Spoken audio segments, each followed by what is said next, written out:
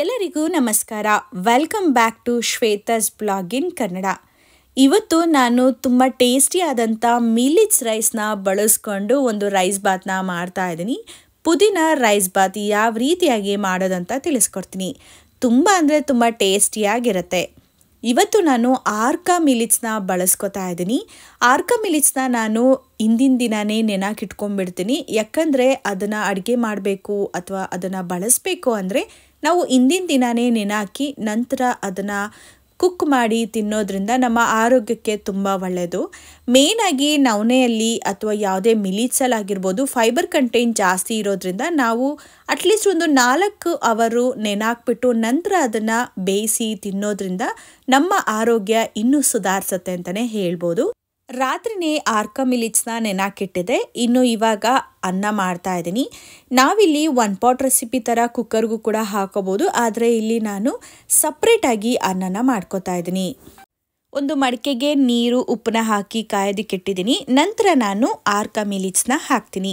ಇವಾಗ ಇಲ್ಲಿ ರೈಸ್ ಬಾತ್ ಅಥವಾ ಪುದೀನ ರೈಸ್ನ ಮಾಡ್ಕೊಳ್ಳೋದಕ್ಕೆ ರುಬ್ಬೋದಕ್ಕೆ ಮಸಾಲಾನ ರೆಡಿ ಮಾಡ್ಕೋಬೇಕು. ಇವಾಗ ಮಸಾಲಾನ ರೆಡಿ ಮಾಡ್ಕೊಂಬಿಡೋಣ.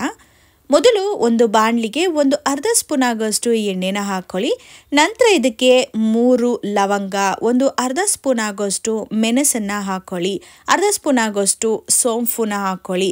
ಇದನ್ನು ಚೆನ್ನಾಗಿ ಎಣ್ಣೆಯಲ್ಲಿ ಫ್ರೈ ಮಾಡ್ಕೊಳ್ಳಿ. ಲೋ ಫ್ಲೇಮಲ್ಲಿ ಇಟ್ಕೊಂಡು ಫ್ರೈ ಮಾಡ್ಕೊಳ್ಳೋದು ಉತ್ತಮ.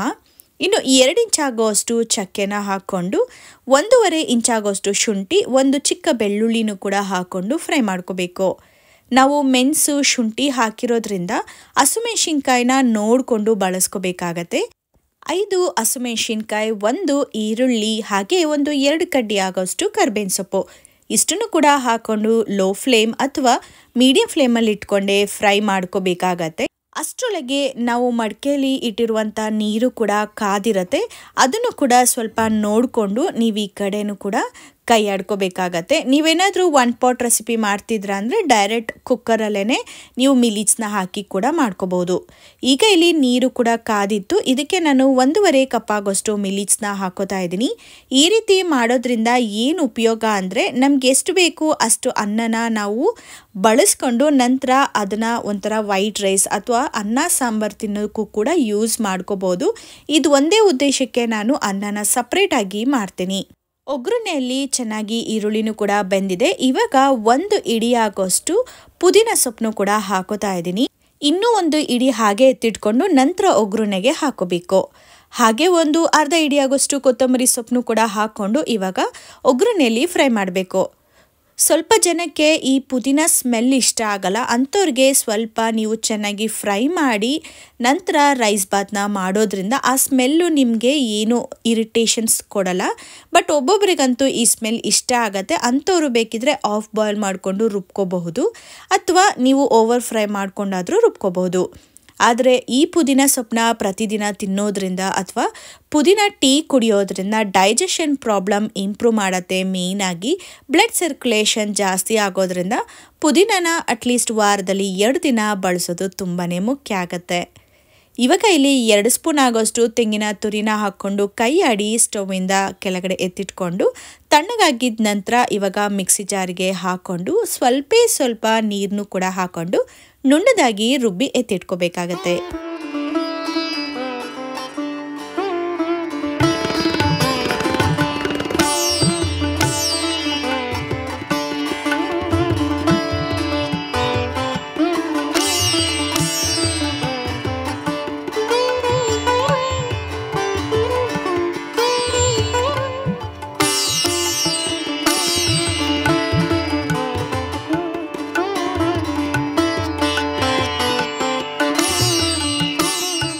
ಅದೇ ಬಾಣಲಿನ ಮತ್ತೆ ಕಾಯೋದಕ್ಕೆ ಇಟ್ಕೊಂಡು ಇದಕ್ಕೆ 2 ಸ್ಪೂನ್ ಆಗೋಷ್ಟು ಎಣ್ಣೆನ ಹಾಕೋತಾ ಇದ್ದೀನಿ. ನಾನಿಲ್ಲಿ ಕೊಬ್ಬರಿ ಎಣ್ಣೆನ ಬಳಸ್ತಾ ಇದ್ದೀನಿ, ಅಂದರೆ ಕೋಲ್ಡ್ ಪ್ರೆಸ್ಡ್ ಆಯಿಲ್ನ ಬಳಸ್ತಾ ಇದ್ದೀನಿ. ಎಣ್ಣೆ ಕಾದಿದ ನಂತರ ಒಂದು ಅರ್ಧ ಸ್ಪೂನ್ ಆಗೋಷ್ಟು ಕಸ್ತೂರಿ ಮೇಥಿ ಹಾಕೋಬೇಕು. ನಂತರ ಒಂದು ಸ್ಮಾಲ್ ಸೈಜಲ್ಲಿರುವಂಥ ಈರುಳ್ಳಿನೂ ಕೂಡ ಹಾಕೊಳ್ಳಿ. ಅದಾದಮೇಲೆ ರುಚಿ ಹೆಚ್ಚೋಕ್ಕೆ ಒಂದೇ ಒಂದು ಹಸಿಮೆಣಸಿನ್ಕಾಯಿನ ಈ ರೀತಿಯಾಗಿ ಸೀಳಿ ಹಾಕ್ಕೊಂಡು ಒಗ್ಗರಣೆಯಲ್ಲಿ ಫ್ರೈ ಮಾಡ್ಕೋಬೇಕು.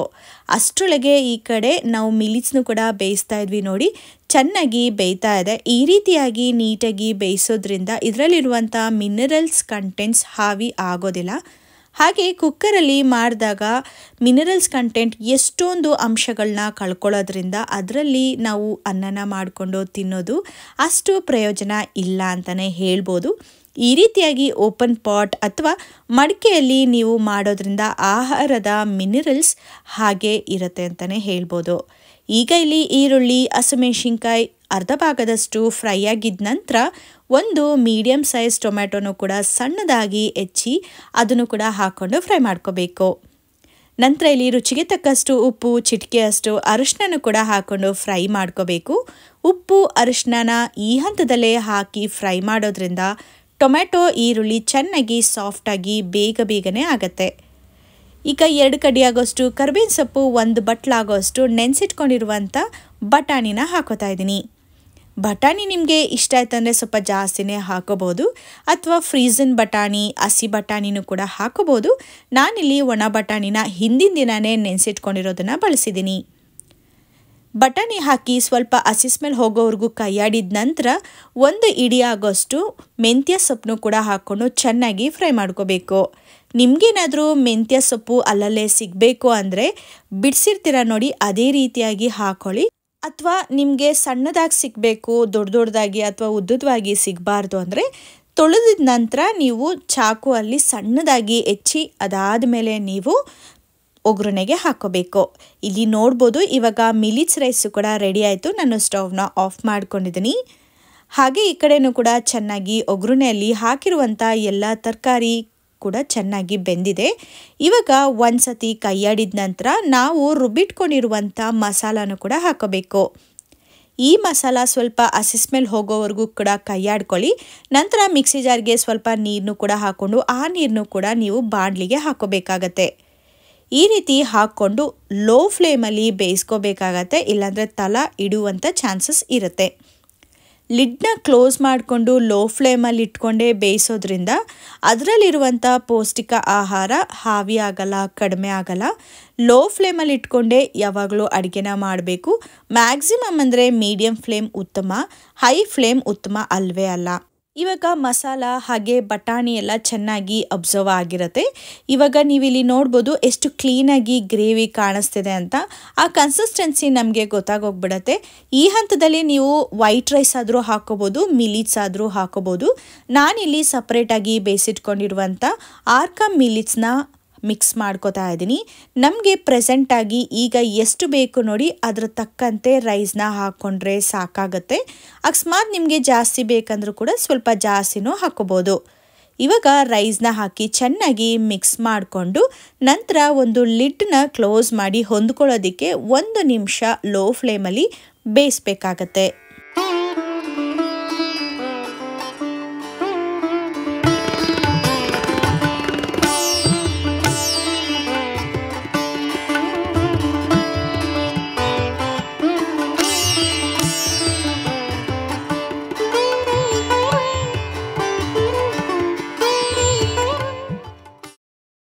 ತುಂಬ ಟೇಸ್ಟಿಯಾದಂಥ ಪುದೀನ ರೈಸ್ ರೆಡಿ ಆಯಿತು. ನೀವು ಕೂಡ ಒಮ್ಮೆ ಟ್ರೈ ಮಾಡಿ.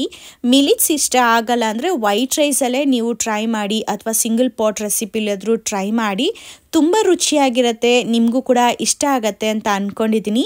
ಈ ವಿಡಿಯೋ ಇಷ್ಟ ಆಯ್ತಂದರೆ ನೀವು ಲೈಕ್ನ ಕೊಡಿ, ಹಾಗೆ ಟ್ರೈ ಮಾಡಿ ನಿಮ್ಮ ಅನಿಸಿಕೆನ ಕಮೆಂಟ್ ಬಾಕ್ಸಲ್ಲಿ ತಿಳಿಸಿ. ಇನ್ನು ನನ್ನ ಚಾನಲ್ಗೆ ಸಬ್ಸ್ಕ್ರೈಬ್ ಆಗಿಲ್ಲ ಅಂದರೆ ದಯವಿಟ್ಟು ಸಬ್ಸ್ಕ್ರೈಬ್ ಆಗಿ ನೋಡಿ. ಈ ವಿಡಿಯೋ ಇಷ್ಟ ಆಯ್ತಂತ ಅನ್ಕೋತೀನಿ. ವಿಡಿಯೋನ ಮುಗಿಸುವಂಥ ಸಮಯ. ನೆಕ್ಸ್ಟ್ ವಿಡಿಯೋದಲ್ಲಿ ಡಿಫ್ರೆಂಟ್ ಆದ ರೆಸಿಪಿ ಜೊತೆಗೆ ಸಿಗ್ತೀನಿ. ಅಲ್ಲಿವರೆಗೂ ಟೇಕ್ ಕೇರ್, ಬಾಯ್.